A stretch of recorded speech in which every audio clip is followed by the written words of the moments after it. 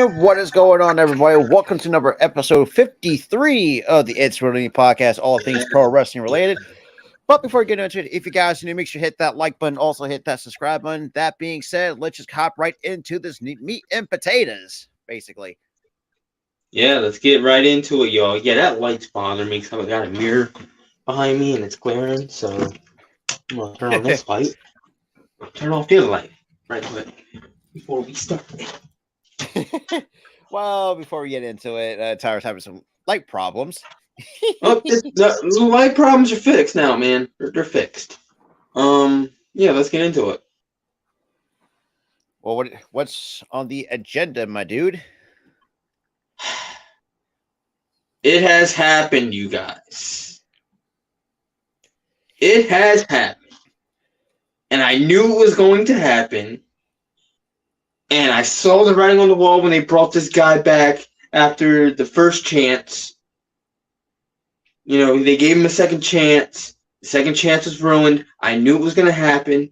But CM Punk has been fired from AEW. I knew it was going to happen. I knew it. You want to know why I knew it? He's done it before. Yep. Not just AEW, WWE, Ring of Honor. He's done it. He's done it anywhere he's been anywhere he's been involves wrestling. It's and I'm gonna tell you this right now. Tony Khan grew a pair. Finally. He grew a pair because he was too buddy with CM Punk. And that's his problem. He's been this way since 2019. He's too buddy with the wrestlers. Yeah, you know, that's my issue with CM Punk. Or not CM Punk, Tony Khan. You gotta be a boss. You are the head of a company. Be a boss. Don't be a friend, be a boss. Absolutely. You're and now let's go to CM Punk. You are an idiot. An absolute idiot. You did this in WWE and I did it in AEW. And for the people that are saying, oh, CM Punk to WWE confirmed. No. It ain't happening. Absolutely not. Nobody in wrestling, most likely no promoter in wrestling, even on the indie scene, wants this guy. Because he is unprofessional. Completely unprofessional. And I've said this on a TikTok that I have about this. And it's more not PG than, here. I'm holding back because we're PG. I'm holding back. I'm trying my best to be PG here.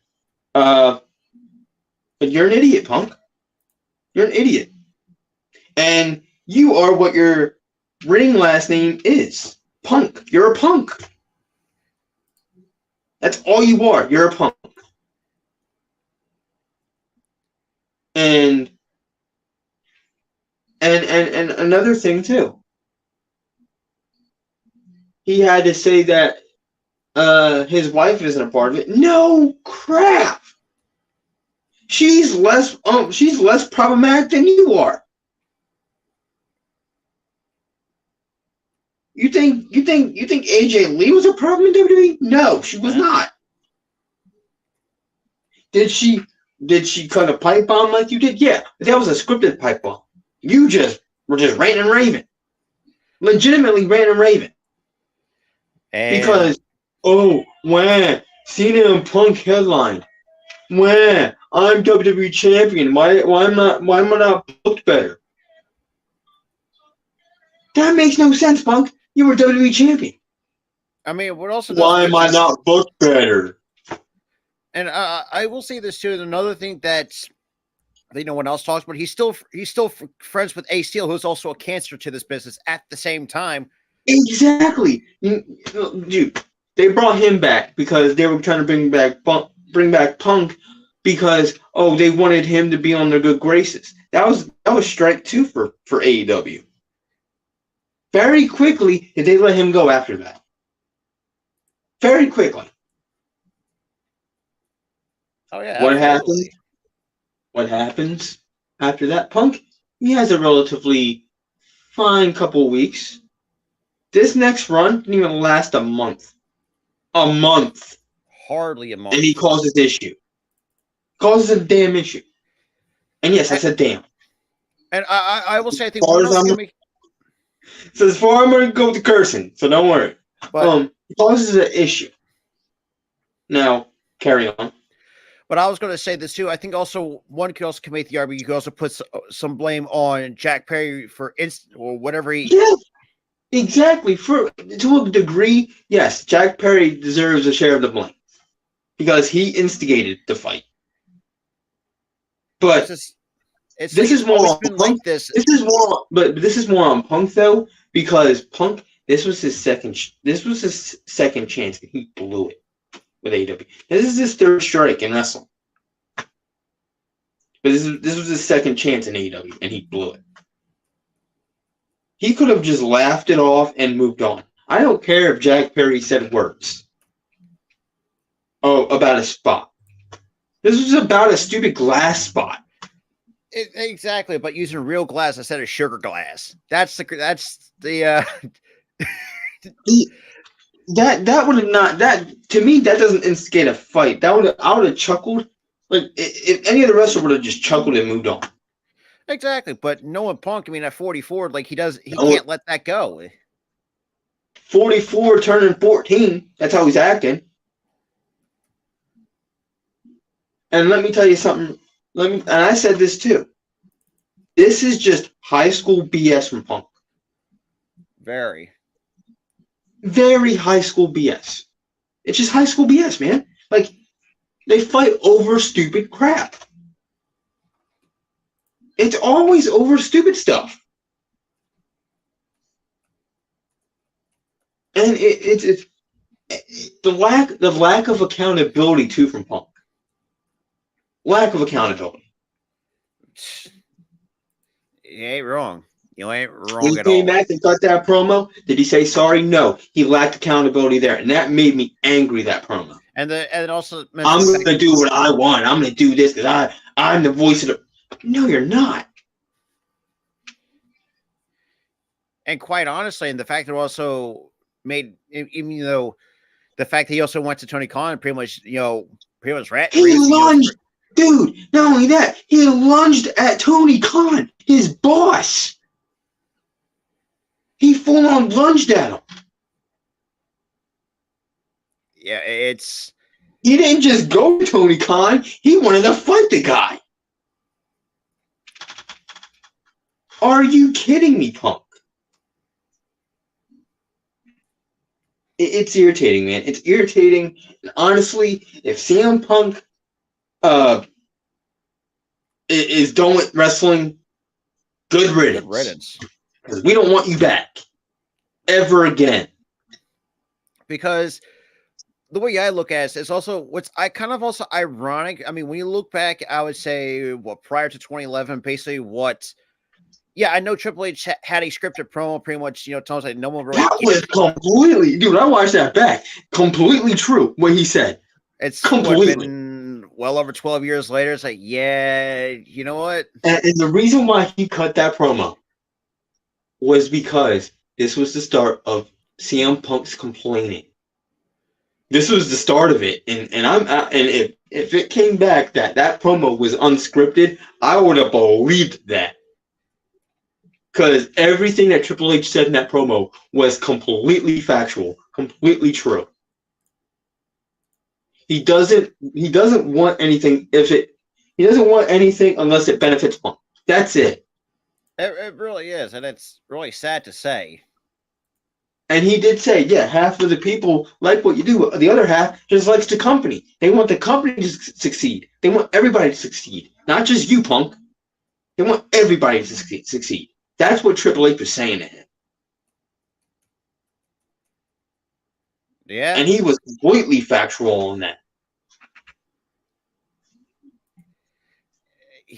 Yeah, it was just crazy, man. It really is. And at times, I will flat out admit this too. I really never, even when CM Punk got to WWE, I never really understood the hype around him. It's like, I mean, learns a lot of mixed martial arts, all that kind of stuff. It's like, it doesn't impress me. I'm sorry, the MMA background a little bit for me doesn't See, really. It's like, that's my thing. In the beginning I'm like, I guess he's okay of a signing. He looks like a mid carder. He doesn't look like a main eventer.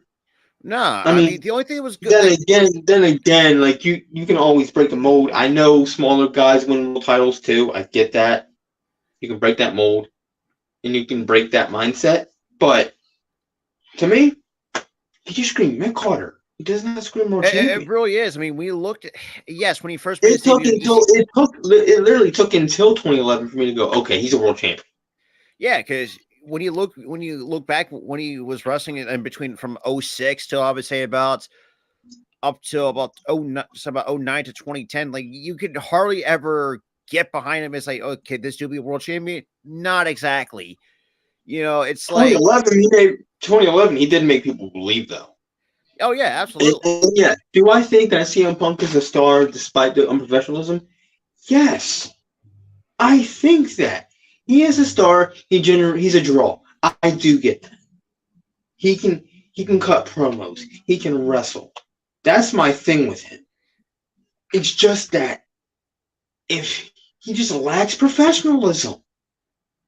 Off screen, he just lacks professionalism. He is a real heel. He is not. He's not a good dude. I don't care if he's good to the fans. Yes, he's good to the fans. I'll give him that. He's good to the fans. But to the wrestlers in the back, there's just too much politicking, too many arguments, too many brawls. And the thing is, most not just CM Punk and Jack Perry. Let's talk about Tony Khan. He shares blame too. Yeah. Because look at it this way. In 2011, when he was causing issues with people backstage, did you hear about fist fighting backstage? No. At least Vince McMahon kept that man in check. As much as I know we hate to really mention this, as much as we hate Vince for all the bull crap that he caused, for all the wrong reasons, yes. For as much he kept CM Punk in check. There was no reports of fights backstage. Because Vince McMahon, like I said, you know, look, minus all the the other reports, like he's the kind of guy like you do not want to cross paths with and take him off, because we have seen in the past where where when people are not going to follow the rules, he will make an example of them. Like, you know, even some storylines, even though, yeah, I mean, for those who remember that limo segment where you had Paul London, crack a smile, even though that was not supposed to happen. Paul London suffered the consequences. That was a thing. You know, I know what kind of. Yeah, that was kind of like a weaker, a weaker way a man got fired. He mistakenly smiled on television. And that's the one thing too. You have to at least give Vince the benefit of the doubt. Like, he knows to keep his roster in check at times. Like, and say, you mess up, you're gonna suffer the consequences. It's that like simple. Like if you're gonna disrespect me, to me, I think Vince saw that as a sign of like disrespect. And that's why he fired Paul London at that time. Because remember, this was the segment where the limo blew up. Yeah, that they were going to do a storyline where he had died.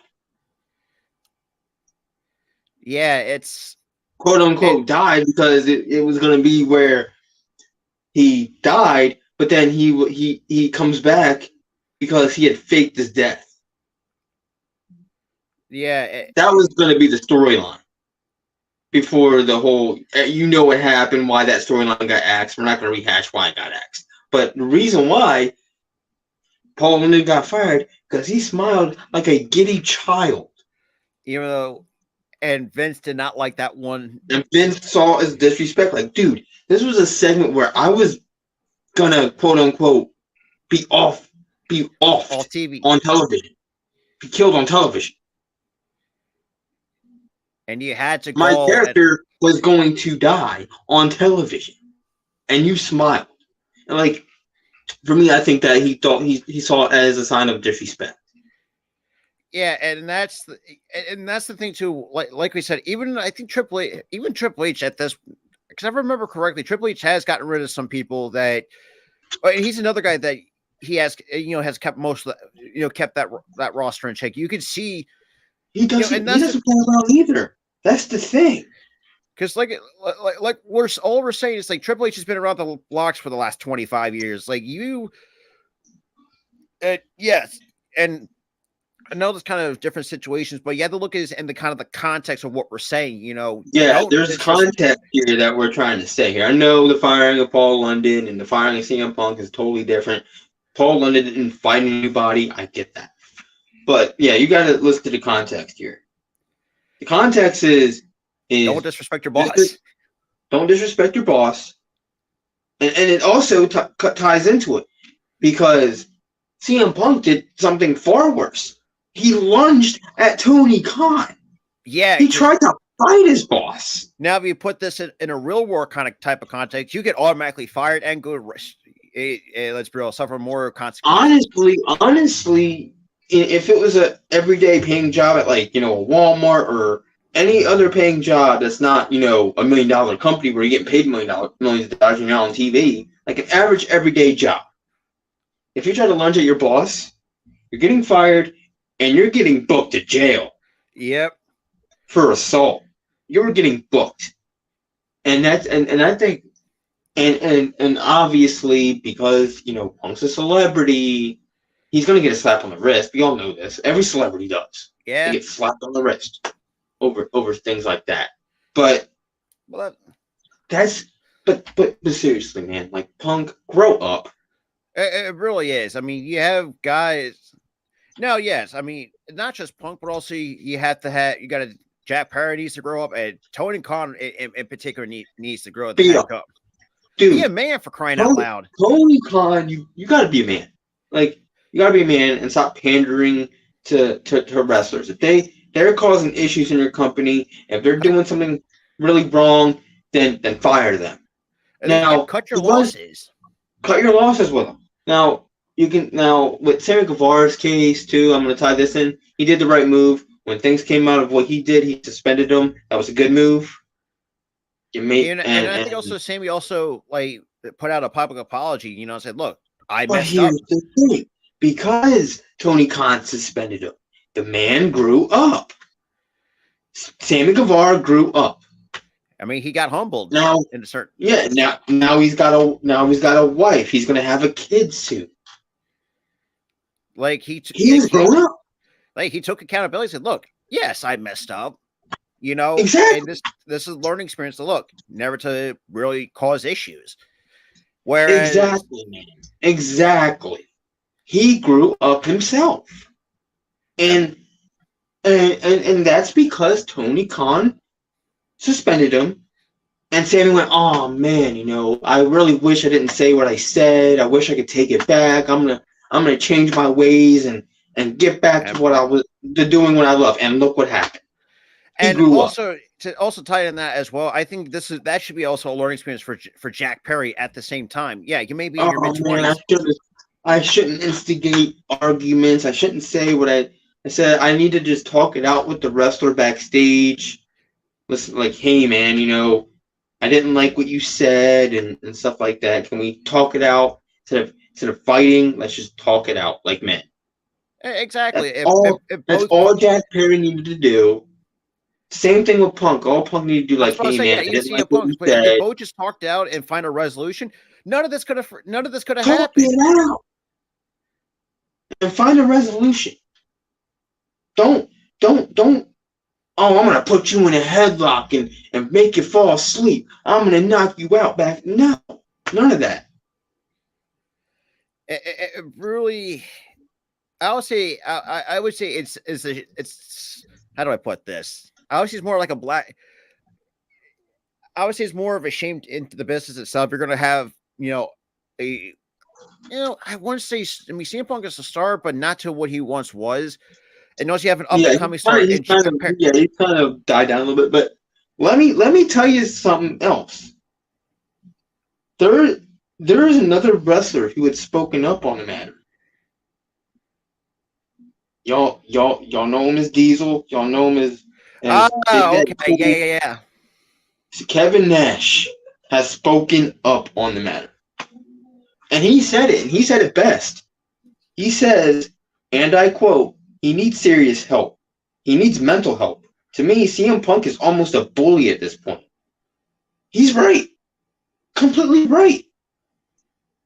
When you have somebody, a legend in the sport, a legend in the game, a legend in wrestling, Kevin Nash telling you that you're a bully, that you need help, there's an issue.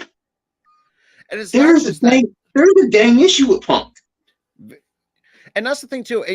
Coming from Kevin Nash, and Kevin Nash has seen it. He's seen it all. He's been through. He was a part of the whole thing with Punk in 2011.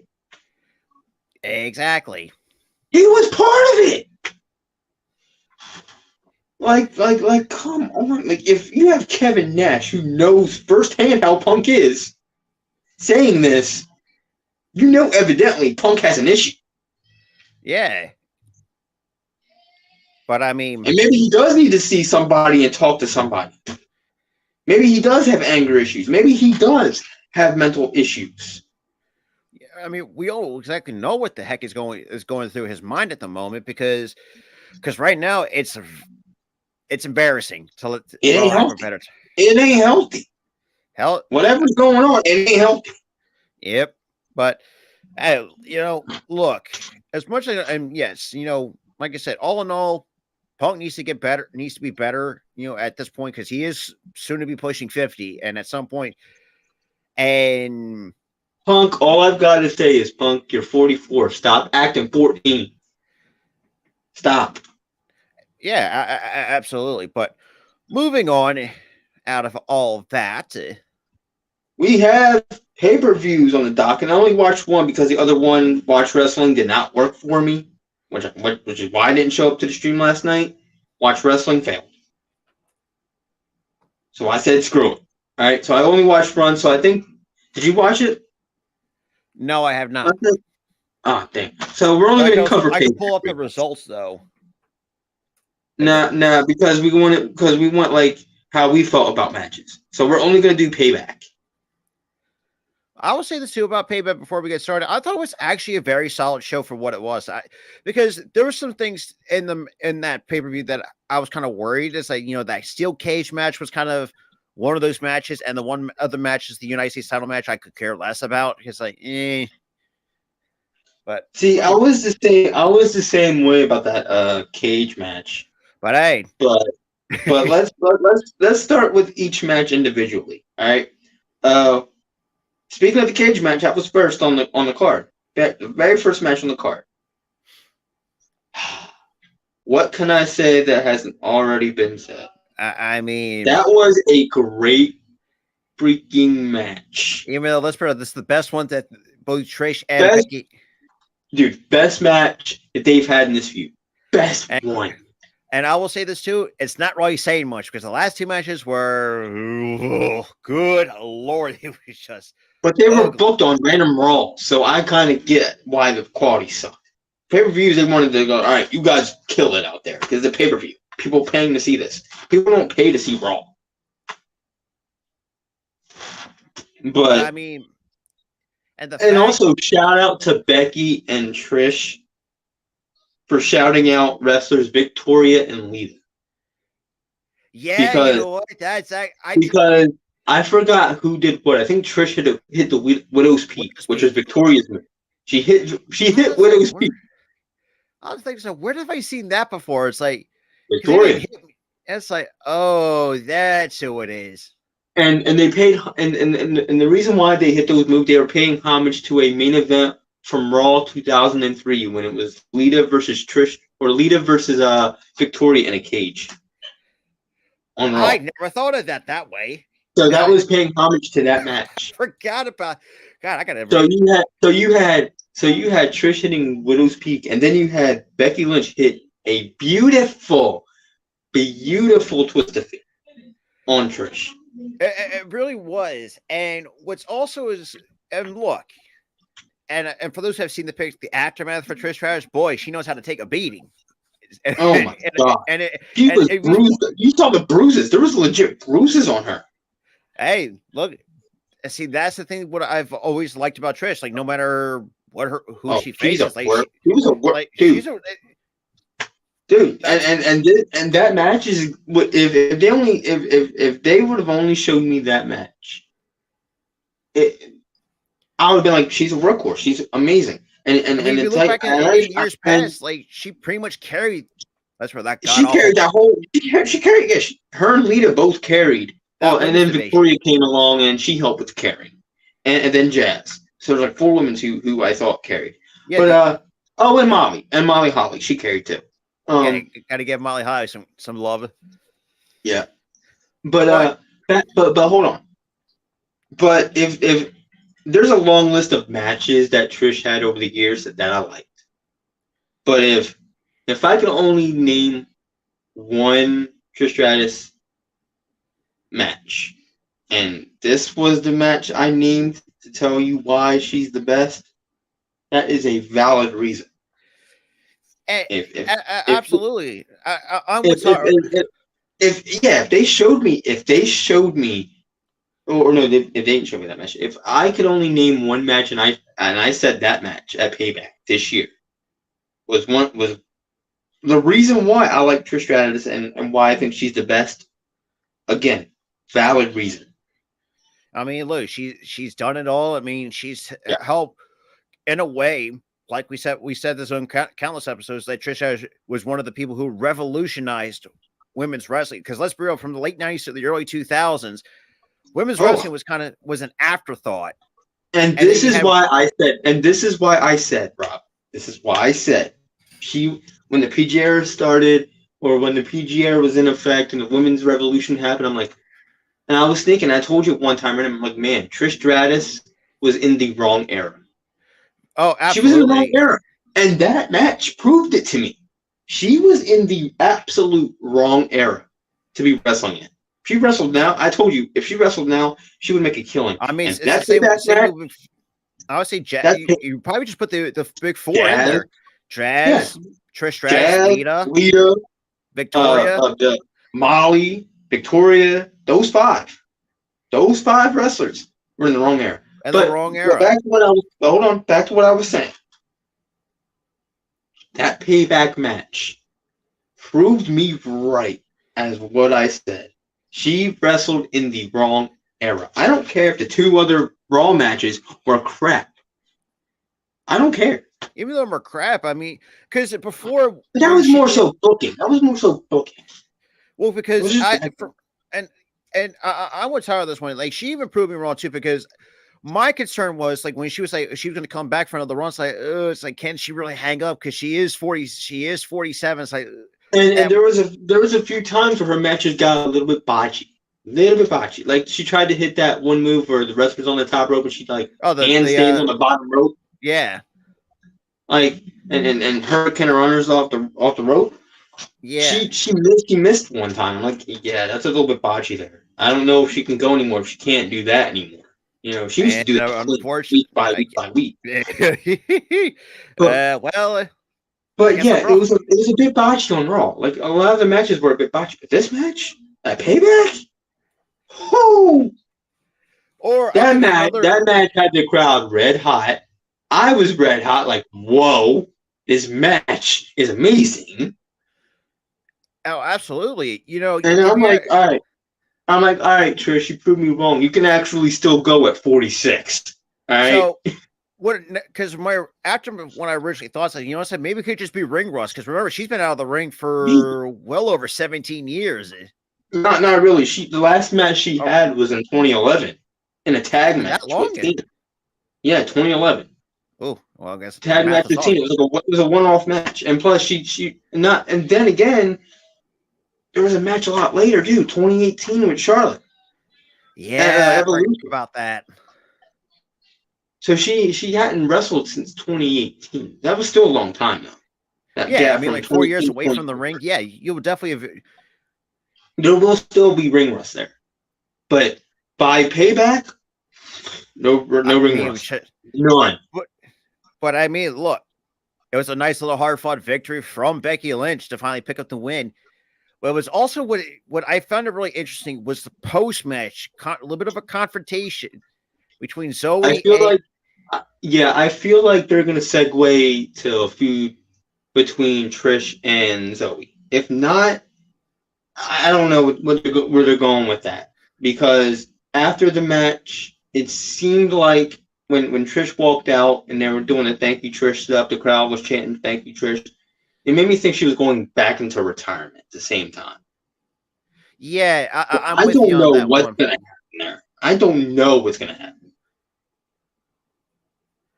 And then you And it see could be Zoe, because you could tell that no storyline wise, yeah, Trish was livid. You could see the frustration storyline wise, and then you have Zoe come in, you kind of try to calm her down, and then, well, let's just be real.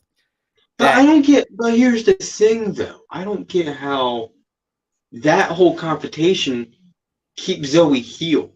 She got slapped in the face. Who wouldn't want to punch back? That's a I guess. face move. That's a face turn, if you ask me. But they're keeping Zoe heel. I mean, she I don't works know better as a how heel, I'll be that's honest. gonna be. That's a heel move, but whatever. I guess that's okay. But I mean, it was a good match, though. I will say, even though I had my skepticisms, like, ooh, say, because I think most of us had our skepticisms going into pay. Say, is this match going to really deliver But and be better? seriously, by the end of the match, my jaw had dropped. I agree. I'm like, what? Like that match was good. It really was, and not just that match itself, but I was actually kind of had my skepticism with this pay per view. Is like, is it really going to be good, or is it going to be not say hot garbage, but kind of mid? Because right now WWE has It was like relatively short. Like the match card was relatively tiny. There wasn't a lot on this card, so I'm like, I don't know if this is going to be a great thing. I don't know. The Miz and LA Knight doesn't exactly jump out at me, to be honest. that's Rey true. Mysterio and Austin Theory. Yeah, so you Yeah. two matches that really didn't jump out, but I will say the one thing that really helped Payback was just John just acting goofy for whatever reason. My favorite segment was that whole thing when he was a backstage interview. He was wearing a tie and a blazer like he's a news reporter. That's like I was like, no way. it's like, and that's why a lot of times you really can't not hate John Cena for the kind. You can't. It's like, I You mean, really look, can't, man. the dude has seen it. He's done it all for the last 2 decades. And let's be real, probably the most wishes granted in terms of any other WWE superstar on that roster to date. I think what's like 650 they mentioned that he granted. It's like wow. 650, yeah, he's done a lot. And he's done this And since literally his career started. But yeah, back to but speaking of John Cena and everything like that, what about that mini segment before the LA Knight and the Miz match? Where the Miz said, "You dress like a Teletubby." yeah, and boy, did that one moment in particular went viral all throughout social media. John Cena couldn't say nothing. He goes, "Point taken." Yeah, I mean, then again, it is true. I mean, it's like each and every week he's come out with different colors. So I mean, He's like he dresses like every single Teletubby: blue, red, green, yellow, purple, whatever. Like he dresses like a Teletubby. But yeah, I mean, it's like it was kind of weird at first. It's like seeing John Cena host a pay per view. It's like, you know what? I'll give this an opportunity when that was first announced. And you know what? Let's see where this goes. Boy, It was entertaining as all hell. I mean, that's another. Yeah, it was entertaining. It was entertaining. It was completely entertaining. It was like top tier entertainment. I was entertained by John Cena. Sports entertainment. And that's the thing too. That's what John Cena is all about. The last 20 something odd years. And yes, we can.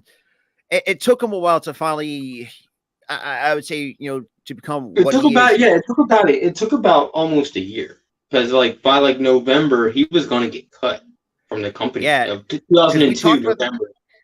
we talked about this once before. It's just like, could you imagine an alternate reality where John Cena is not the face of the company?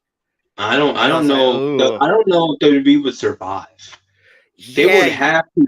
They would be. Honestly, I would think they. Sorry, I got distracted. Thank you. kind of like my brain. But yeah, it was like. But here's the thing. They would have to fight hard for Brock Lesnar to stay if John Cena didn't exist. Yeah, that was oh boy, how do we? They would have had to fight hard for him to stay. But John Cena carried the company for 20 years, and it took for him his love of hip hop and rap to finally get the gimmick and bring up his freestyle. That gimmick was awesome from from 02 to 05 or 02 to 05. And it's like it makes you, and also it makes you wonder too, like that let's that Doctor Thugonomics. Yeah, it may have had a short time span, but it really, and I mean, it really saved John's career. Because let's be real, like we said, it would be a weird alternate reality where you had to forcibly fight Brock Lesnar to be your face of the company back in 2003. Force him to stay, to be honest. Because remember, he had left in 04 because he wanted to try football. That's the thing. But back to the show. I don't want to get derailed a lot. We did segue into the Miz versus LA Knight. Yeah. The match was okay. It was an okay match. Like not the, to me, I kind of thought this was a TV match. Yeah, I did not think it was for pay-per-view. Because I mean, this is more built for TV than anything else, rather than a pay-per-view. Then again, on the watch along, we were talking through it. Yeah, exactly. It's a bathroom break match. It wasn't that entertaining. I was like, this is a TV match. I think.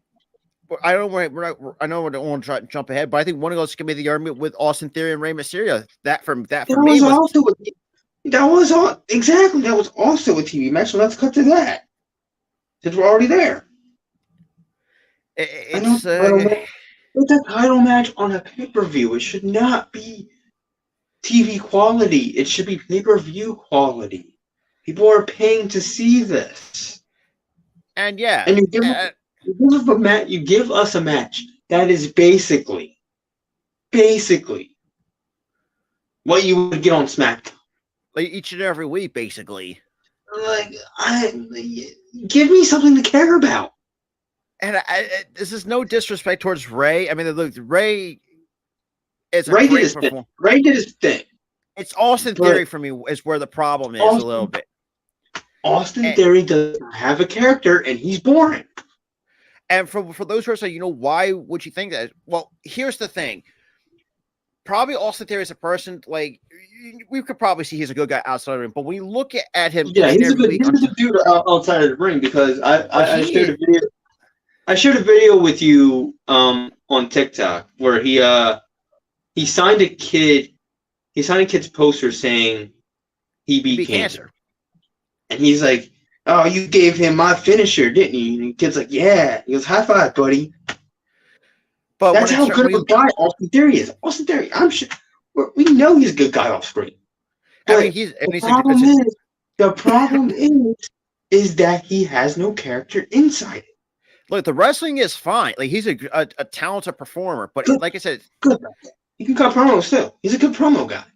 Even though his promos at times, like I said, that ties into his character work. I can't buy to what he is selling, figuratively speaking, because somebody, I think a WWE Hall of Famer kind of pointed this out, or somebody mentioned that, no, I'm sorry, that was John who, and those we already talked about this on the last episode.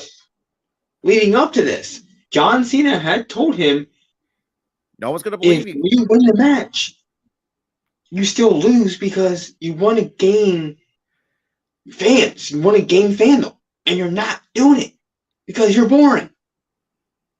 People don't like you because you don't have something that they can gravitate to you with. Because look, Austin Theory on paper, in terms of the execution, like the dude's got superstar written all over him on paper, but it's obviously it's the execution has been very.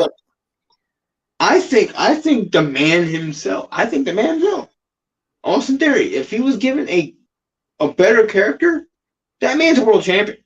Easy. But Easy, it's just the execution has just been very lackluster since he's been at the company, for lack of a better term.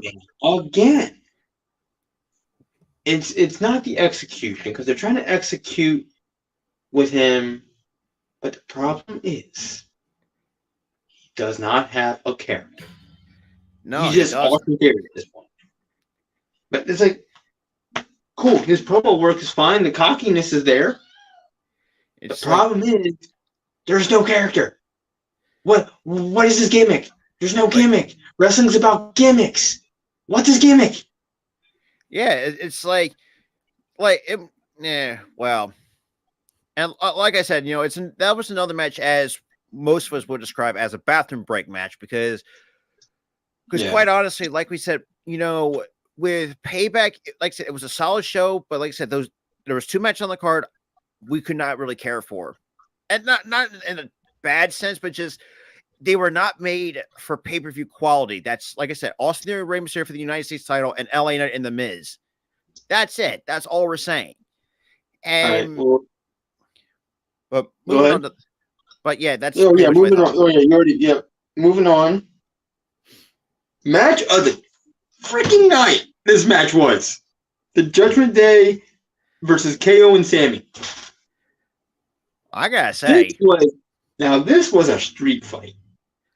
That was a street fight. And I don't like the whole insert city name here street fight. It's just a street fight. It's called just a street fight.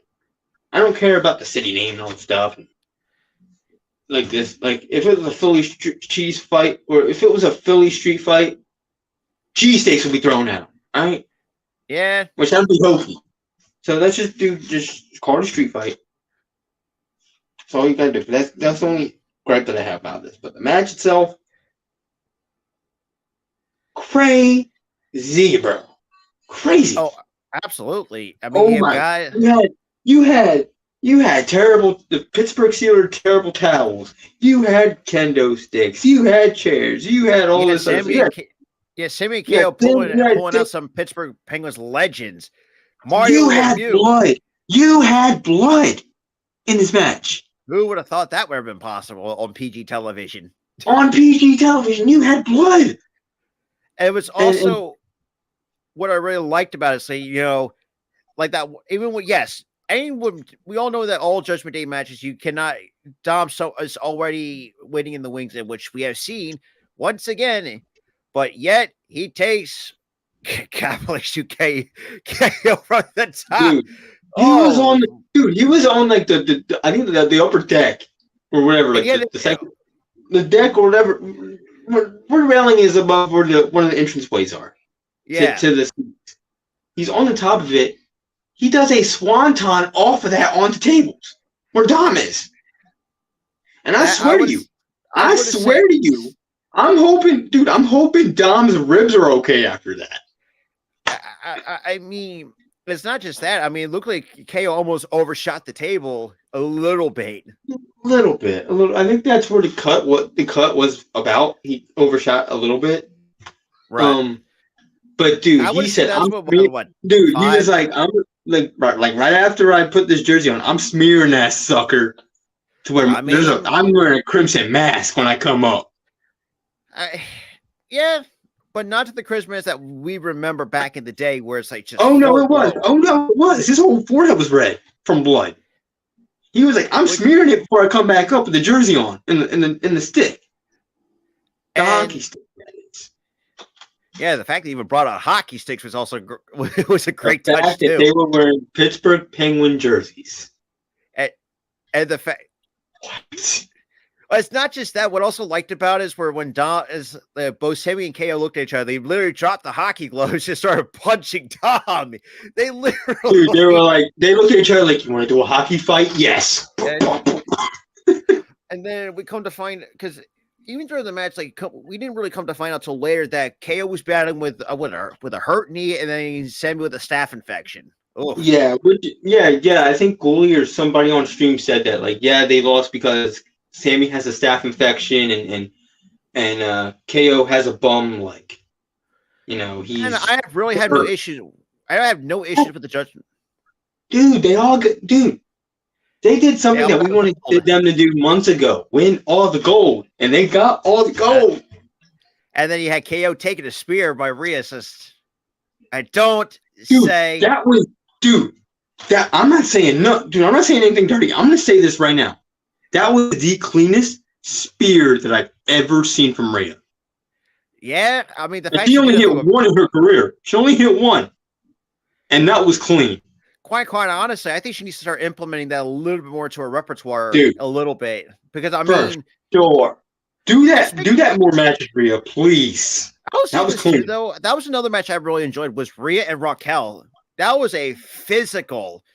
Because yes, I even said this on social media. Look, outside of Rhea and Raquel, the women's division they don't have the greatest competition. I think. Can I tell you something about that match? Shoot, lay it on me. It was like ramming two tanks against each other. Yeah, because it's like two giant tanks against each other. That was Rhea and Raquel in a nutshell. That match. It makes you think that Rhea finally actually is taking on someone on her own size. And she's got quality competition because Raquel can go in the ring. She's a great wrestler. Yeah, that's also what I liked about her Raquel's ring gear. Yeah, Raquel's ring gear was great. And and fun fact for you, I didn't know this till I read, trying to write this down. What Rhea Ripley, her gear was paying homage to somebody. For some reason, why Ravens is the first person that comes to mind with me. No. She was paying homage to China with that ring gear. I never picked up on that.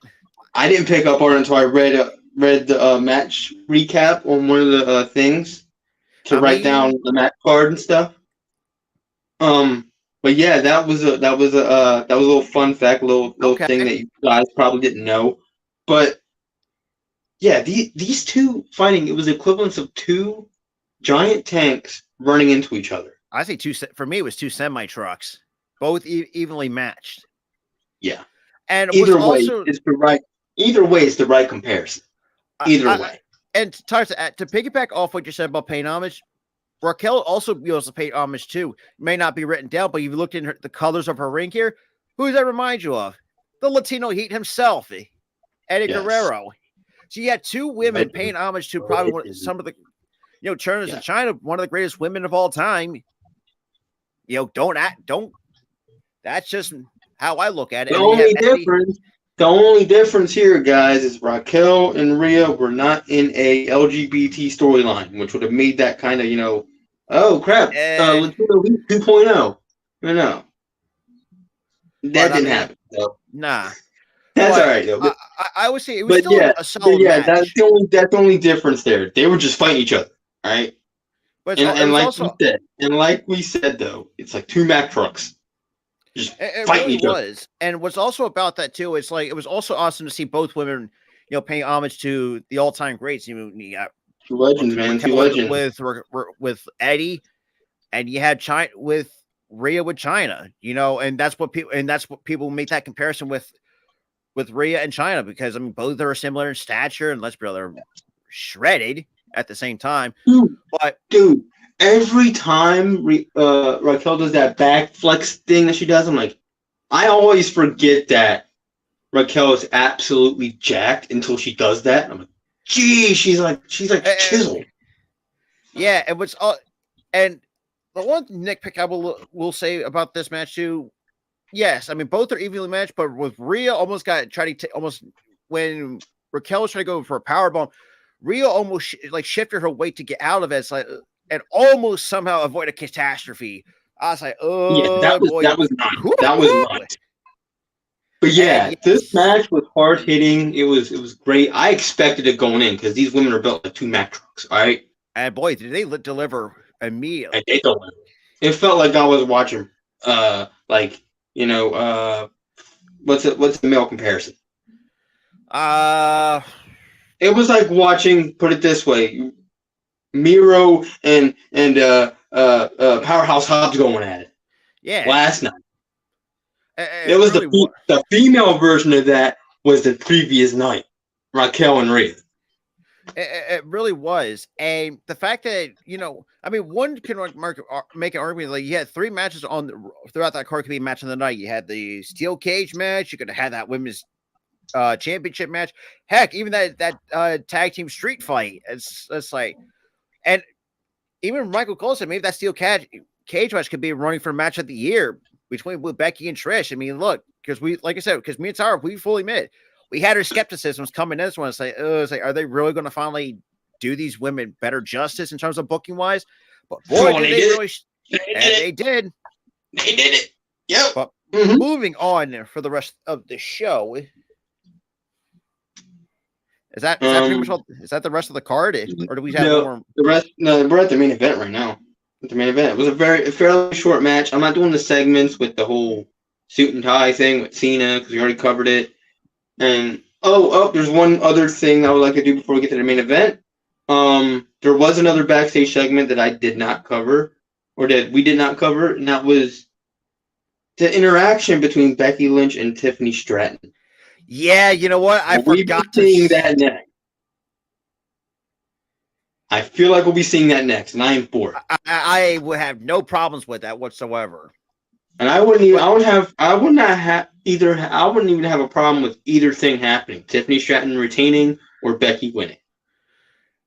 That's one of those feuds where I don't care what happens.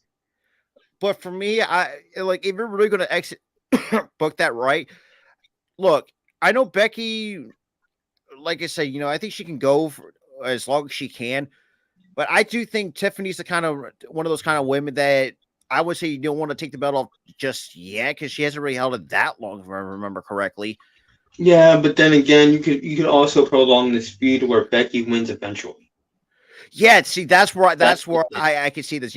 Tiffany retaining and keep continuing with this because let's be real, Tiffany Stratton's got freaking star power written all over it. If you've not early on, I could not buy into her, but recently I'm like, well, I think she's a star. And boy, they love her down in NXT for good reason. Yeah, for great reason. She can cut a promo. Her character work is great.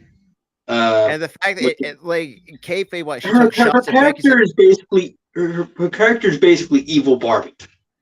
It's basically her character, evil Barbie. It works. I mean, she's like it works. Yeah. And the fact that even she took subtle shots kayfabe wise to her Becky Lynch is like, oh wait, you never held the women's champion. Just like, that's a deep cut. I'm like, it was basically she stabbed Becky and then twisted the knife. It was. Then again, it also makes you wonder. It's like, man, look, NXT has its ups and downs, but it does make you wonder. It's like, man, how the heck did Becky never? Well, then again, you also have to think of the gimmick at the same time too. Yeah, we already covered this too, man. So I'm not going to beat around the bush with that. But the fact we potentially could see a Becky Lynch and Tiffany Stratton, because let's be real, that's something I would never would have. And if I would ask Tyra, Tyra would look like I'm crazy. If I brought that up to Tyra, yeah, go ahead, go on. Like I was saying, if I brought that match idea up to Tyler would probably look like I'm telling me that I'm a crazy moron for thinking that. What was your thought? Basically, let's say could you imagine Tiffany Stratton and Becky Lynch? Because I think you probably would say I looked at you like you're crazy. Like, really? You think somebody from Raw or SmackDown will go down to NXT for Tiffany Stratton just to lose to them? I still hated when Dolph Ziggler came down from Raw or SmackDown and won the NXT title. I'm like, does he really need that? He's been in the business for however many years, and you give him almost NXT 2 decades, title. basically, when you think about it. He was there since what, 09? I'm like, what? Like, and this was what, like when 2.0 happened? Yeah, about 2020 And I'm during the like, pandemic era. oh no, this wasn't 2020. This was 2021 when this happened. Yeah. When this is when 2.0 just became a thing. And I'm like, Yeah. and he was feuding with Braun Breaker for the title, and Braun Breaker lost the title to Dolph. I'm like, what? Yeah, And I'm like, are you kidding me? Are you? And it was only to make Braun Breaker look a star because he won it back on a random Raw. Like, what? and yeah, that never really made sense. But the fact that they want to, and kudos for them too. They actually want to at least, and especially give Tiffany Stratton, because let's be real, like she deserves all the spotlight in terms of the women's division she can get. I mean, Yeah, she's a star. I'm gonna say this right now, Tiffany Stratton, you are a star. even though you project your voice, I was like nails on chalkboard, but that's besides the point. Yeah. The only problem that I have is she didn't need to project her voice that much. She needed to tone it down a little bit, and it worked for her. I was right. Because she can cut a promo. She can cut a promo. And she can wrestle better than that.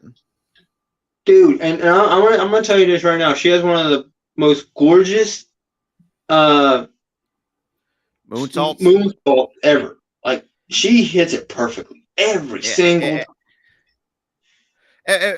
That's true. I mean, and the fact you want to give her more star power, I think Becky Lynch is the kind of person to give her that star power. Because look, Becky Lynch was in that same position when she came up from NXT. So it's kind of, I mean, in a way, you could see this as, in a way, passing out the torch, but also kind of make this an interesting feud between from one past NXT star to the future in a certain sense. But I'm going to before we move on to the main event, I did miss another segment. The Grayson Waller effect with Jey Uso's return. We had the Grayson Waller effect. Special guest was Cody Rhodes. Cody Rhodes still over as hell. He couldn't even speak for like the first 5 minutes. Yeah. Because the crowd was like, Cody. Yeah, it's like when, and Cody, yes. Ever since coming back, like, yeah, he's put in some random stuff, but the dude never really lost his luster at the same time. Plus the fact he never really lost it. People were like, oh, he's gonna lose his momentum. He's in this bad feud with Brock Lesnar. No, guys, come to think of this. He was given a Last Dance-esque documentary. Yeah. You think WWE is seeing highly of this guy? Come on. And the fact that they made the way he's being booked, he keeps talking about the WWE title. Guess why they keep him talking about it? Because eventually he's going to write this story. He's going to quote unquote finish the story. But do it to beat Roman. It's going to happen. Like you said, it is going to happen, but I think he's going to do it his way. Because before, when we nitpicked with his, he was doing for his dad, but not for Cody Rhodes himself. That was the only. See, now he's more motivated than ever. And he's like, I'm doing this for myself now. Think about it. Dude went from a mid carder, and yes, has some decent gimmicks in the mid card division until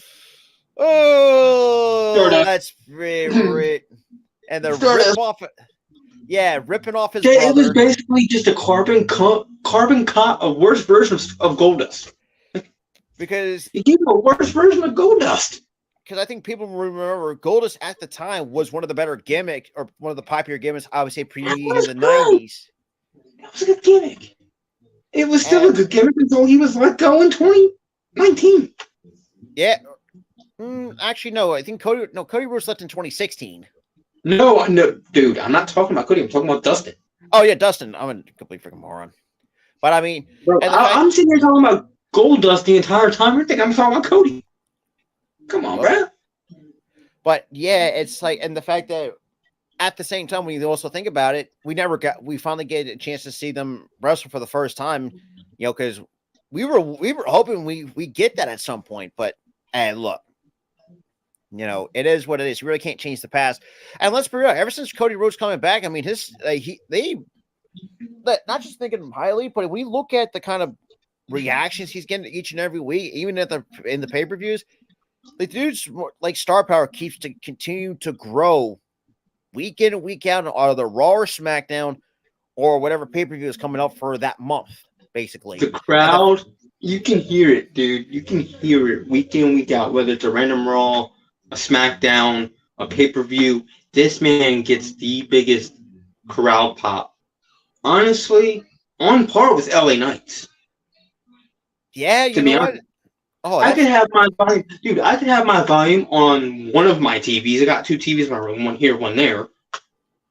I could have my volume on 4, and that crowd is loud.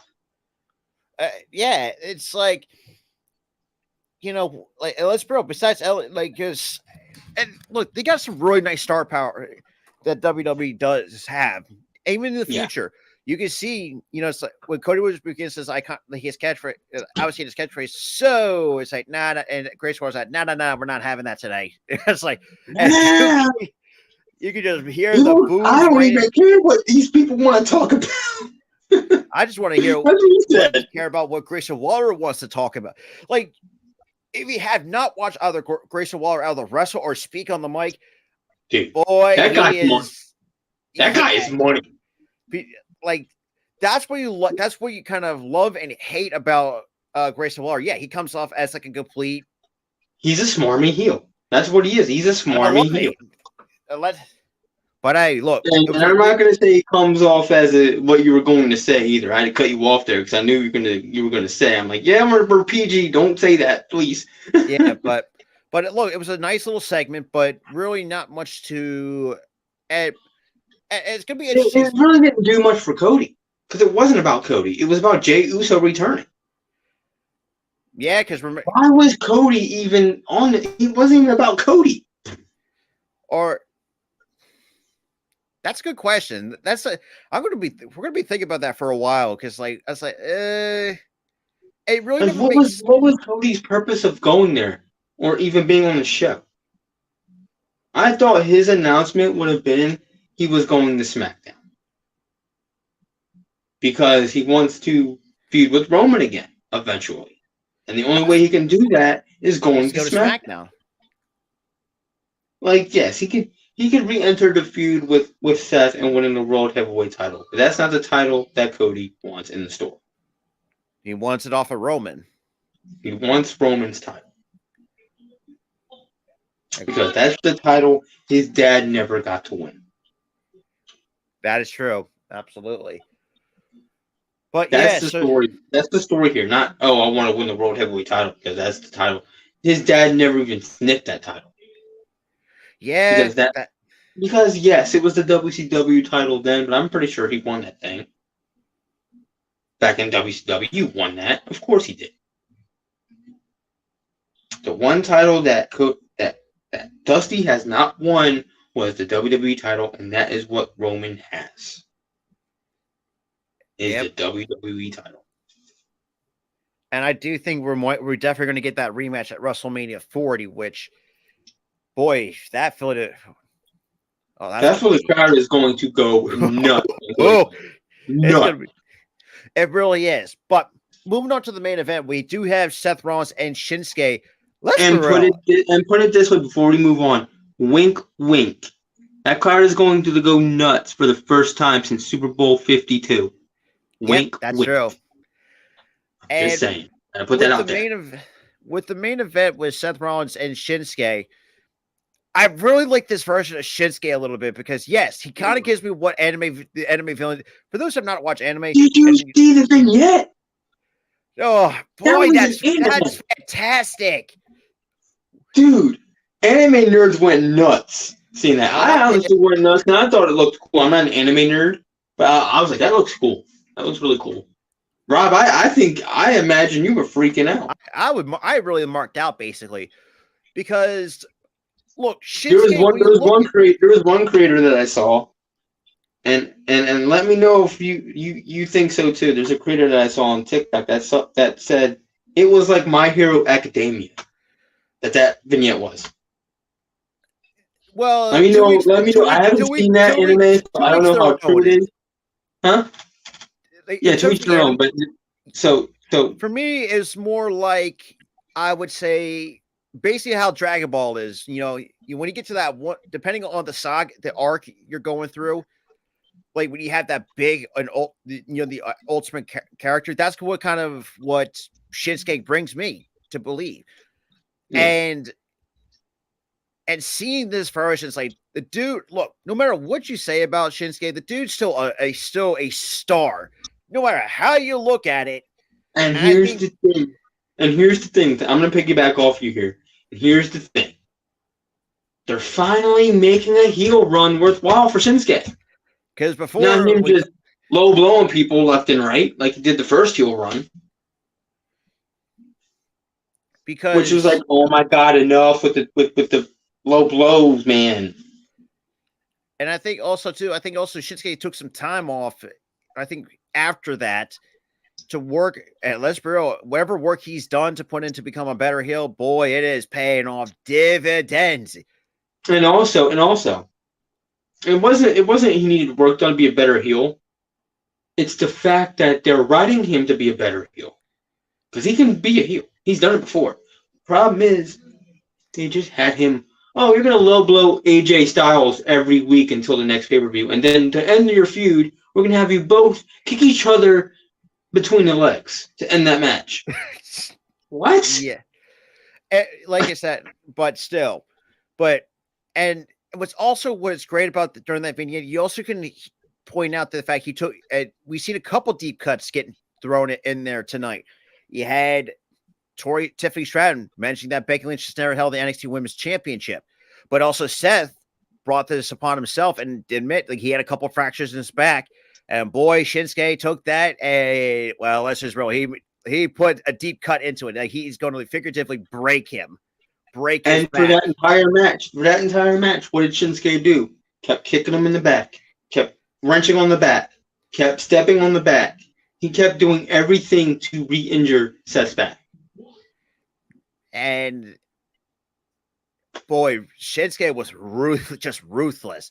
But it was a good match. Ruthless, but like I said, it was just ruthless heel. This is how you book a heel run for Shinsuke. You made him ruthless as all get out.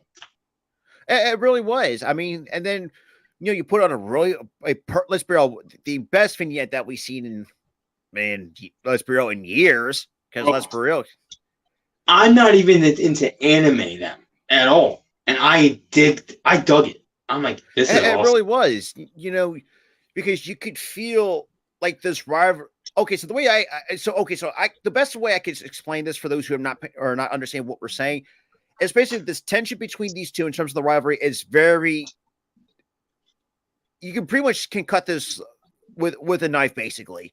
So you got like a piece of thread that's like very tight, like tightly wound thread, like one little cut, and everything's gonna basically all crap's gonna come loose, and that's basically what we got. Here's another analogy, right? You have a bag so full that it's gonna only bottom out, and that's how tightly woven this the tension is between Seth and Shinsuke. And the thing is, it's tightly woven because in the storyline, Shinsuke made it personal. Yeah. You want to talk about my back? You want to talk about my family? You want to talk about my kid? Yeah. Like it's just like it's a great feud. I honestly hope, and we saw after that match, after it went off the air, that Shinsuke attacked Seth. So that means this feud is still going, and I'm happy it's still going. Because I want him to win. I want to see that world title on Shinsuke at some point. Dude, that made me believe this man could win the world heavyweight title in this feud. Because it's like how long have we been saying this for? How long's been at the company? God, it's been a while. It has been. Jeez. He came into the company in 2015. 2015 he came up to the company from New Japan. but he was on the main roster from 2018 to now. I mean, we've been begging this for a while. So the dude, look, his babyface, he was not that bad as a babyface, but I'm thinking to myself, if you could put him as a ruthless heel, boy, that has champion written all over him.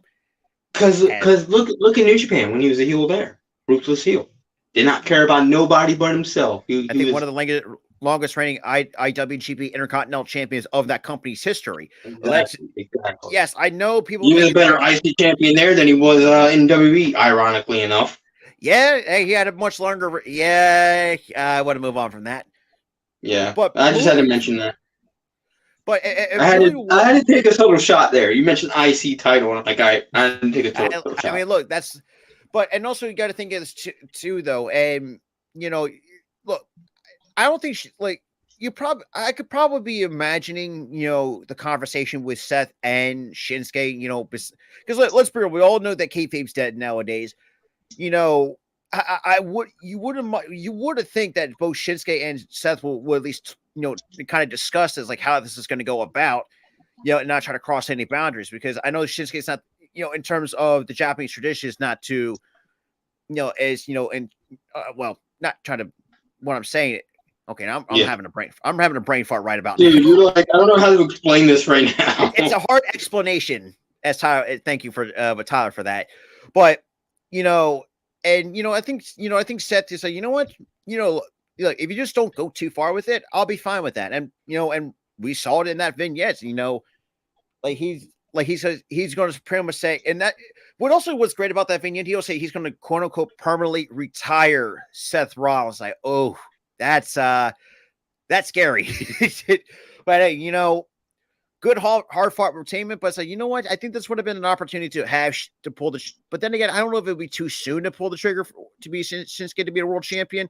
But I would like I said, if he would have had that opportunity, could have pulled it right there. But if you want to keep this going and add more interesting elements to it, I'd be okay with that. Right. But and last and final thing before I finish up my thought, I had to give Seth Rollins the huge his flowers for working with a bad back. I could not imagine the dude's how much pain this dude can be in. With four fractures in his back. Like, do you know how hard you're going to have to move it with fractures? I can imagine how hard it is just to stand up. Yeah, or sit upright, or get a hug, or even lay on your back, or get a hug from Becky, or pick up your own kids. It's like you're in constant pain. It's like, ugh. I feel bad for the guy. I really do. I really feel bad for him. But he's a workhorse. He's another guy that's a workhorse. And honestly, as a fan of his, I respect him so much for that. So much. Because it really is. And, and like I said, it was a good hard fought entertainment, but in the end, it's like, how much really is that really? Because even Seth said it himself way before the show started, like, say, yeah, I had 4 fractures. Like, I don't know how much longer can I keep this up, because I think Seth is early to mid 30s, give or take. Yeah, he's like early to mid 30s. But I feel like I'm kind of thinking about it though. Why else would he reveal that he has a bad back in the storyline? And he says, I don't know how much I can go. What if I've never really well, hold on. Let me finish. What if this feud is a retirement feud? Oh, that's gonna suck. Oh man. What if it is? What if it is? I had to bring it up. What if it is? That's gonna sting. I'm not saying it is, so take it with a grain of salt. This is my thought process here. Don't report it and stir the pot. Oh, reports are no. This is just me thinking. What if it is? And if it is, man, oh my God, it's gonna hurt. It really is, and the fact that and the prime, like he's like, you can give him at least 10. I mean, yes, he's been. He has been through a couple one major injury. That was with a blown out knee, and that took only 6 months. But the dude, like I said, the dude was a complete workhorse for this company since coming up. Well, from at the time FCW, And yeah, probably one of the greatest stables of all time. I will definitely put the Shield up there with Evolution and DX. Don't at me on that. But it's dang it, Tyler. Not gonna. This is gonna be weighing on my brain because of that. Because your thought process. Sorry, I had to bring it up. We've seen it. Edge retired, which that sucked. I have to prepare people, man, because it could be the case eventually. I don't want it to be like sudden where like, oh my god, he's retiring. Like we all know, like I feel like he's trying to say the same thing. Like I want to let people know that I have a bad back. I don't know how long I have left. I might have this feud left. I'm gonna work this until the end. I don't know. You know what my future holds, basically. Don't know what the future holds. Oh, this is gonna suck. But moving on. But anyway, if you guys are still active in the chat, I've got a little game for you you guys. The final segment of the night. Yes, we got a little game for you guys to play here. So if you guys are still in the chat, please answer. Rob, don't answer. Not a part of the game. All right. I'm just only allowed to give the answer if you guys give up. All right. So it's a game called Name That Wrestler. I will give you the real name of the wrestler, how many times he he or she won a championship, what championship, and that's all I'm giving you. You have to tell me the wrestler's ring name. You guys ready to play? Say ready in the chat if you're ready to play. If you're not, then I don't know. I'll just, whatever. All right. Now the first wrestler. I'm only going to give you this one now. Not you, Rob. You don't answer. Remember, no answer. Oh yeah, I know. His name is Charles Betts. He is a four-time. Don't be thinking. You're not in the game. His name is Charles Betts.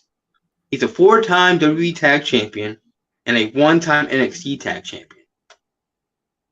Give me your answer in the comments, guys. Absolutely. If there's anybody in the chat, I mean, you guys are only. I don't know if there's anybody in the chat though. But if you're in the chat, give me an answer. Oh damn! Not sure if anybody's in here. Yeah, it's pretty dead. Damn. Dang it. I had a good game too. Come on. Dang. But hey, not one of this is a flop.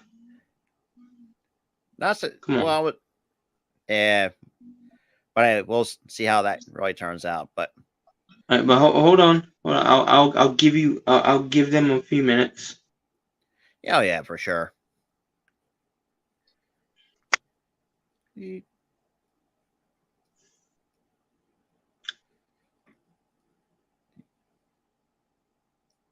Well, I don't know, man. I don't think anybody's in the chat. But the answer is Chad Gable.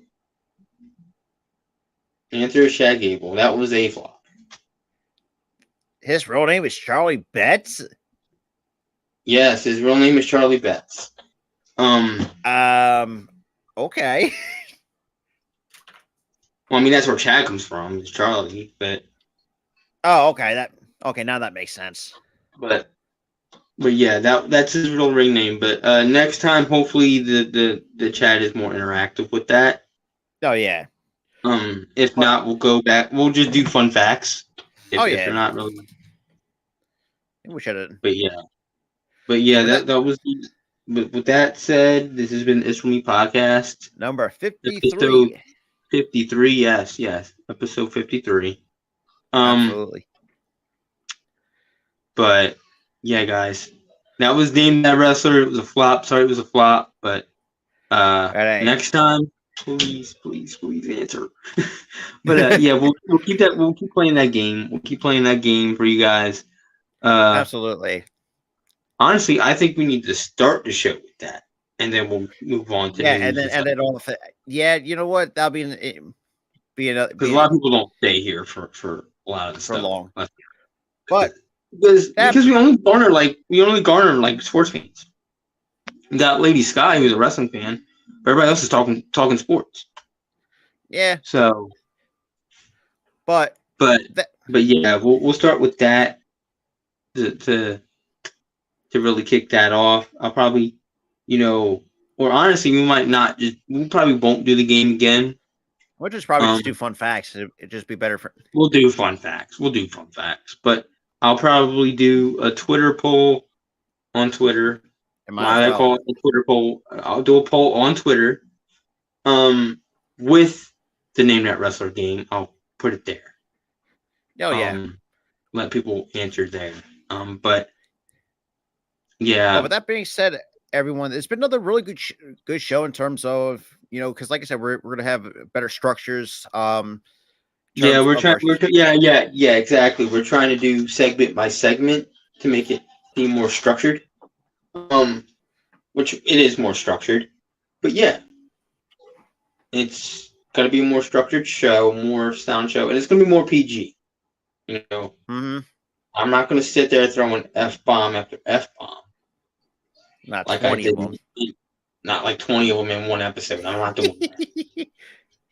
But yeah, and let's be honest, you threw F-bombs out there too when we were accidentally sometimes. Not accidentally. No, I'm talking about when we're not PG. You've been throwing F-bombs. Oh yeah. But yeah, we're gonna be more PG. We're gonna be more kid friendly.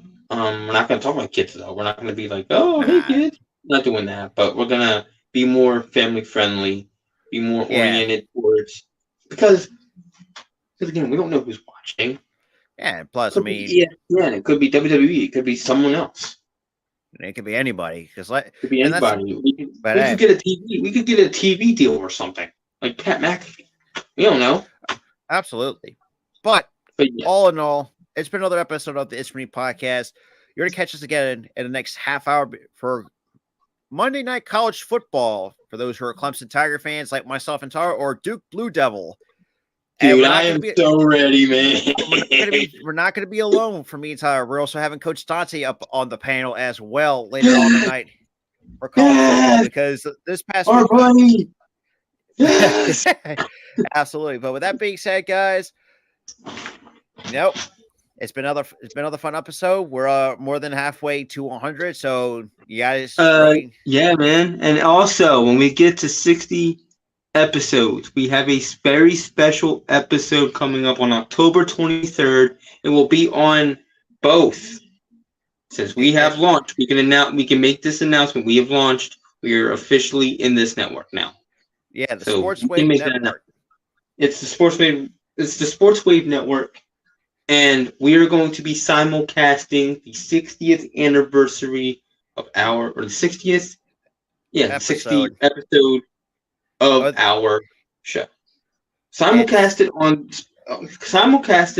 on both the Sports Wave Network and the Sports and Wrestling Connection. I think I think I just had an idea, but I'll talk.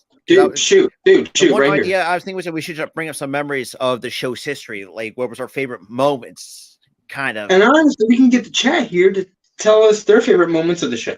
Absolutely, we can get them to talk about their favorite moments. What was funny? What was sad? What was what was exciting? What was cool? All that stuff. Because it's like we'll be sharing our. We probably will just share our favorite. We'll probably just ditch the news and stuff and not have a structure. We'll just share our favorite moments. Yeah, absolutely.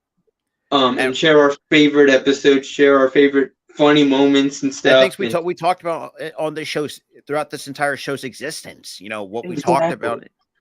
And we can even talk about how we got our start.